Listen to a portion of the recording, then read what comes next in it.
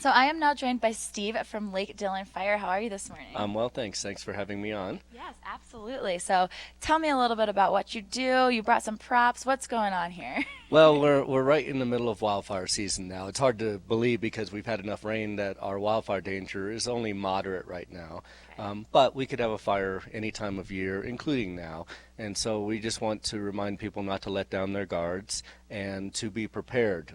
There are a few things that people can be doing even right now, even in the middle of wildfire season. It's not too late to get your act together a little bit. Okay. Among those, we are asking people to carve adequate defensible space around their homes, which includes keeping vegetation back from the homes and breaking up the wild forest so that we don't have fire going from treetop to treetop to the roof of your home. Oh yes, that would definitely be bad. That's a big thing, and we're just now wrapping up the first round of our free chipping program where we go around to every neighborhood in Summit County and pick up the slash that people have cut, the trees, the branches, that type of thing, and we'll chip it and haul it away for free. We do have a second round of that that's going to be happening here starting next week. So we'd love to have people taking advantage of that wonderful free program that the Summit Wildfire Council is promoting. And then finally, I'm a real big proponent of personal preparedness. That is, being ready to go in case we ever do have a wildfire. Quite frankly, if we have a fire, it's going to be hectic. You're going to be frantic. What are you going to grab? We want to get people out of the way of fire as quickly as possible so that our firefighters then can get in and battle the fire.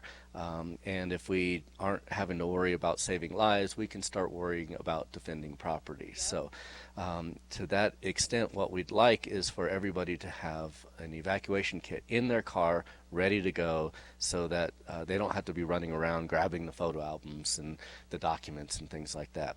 So a few tips is I think it's great to have a kit in your car with a few items such as a change of clothes.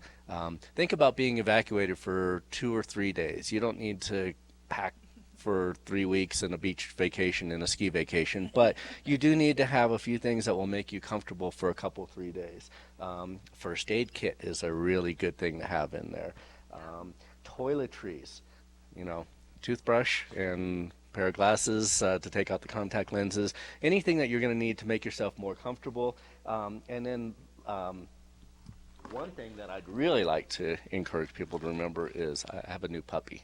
So bring pet food. If you're evacuated, you should have pet food in your emergency kit so that Fido can be a little less stressed in a stressful situation. Absolutely. So we want folks to have a full evacuation kit in their cars.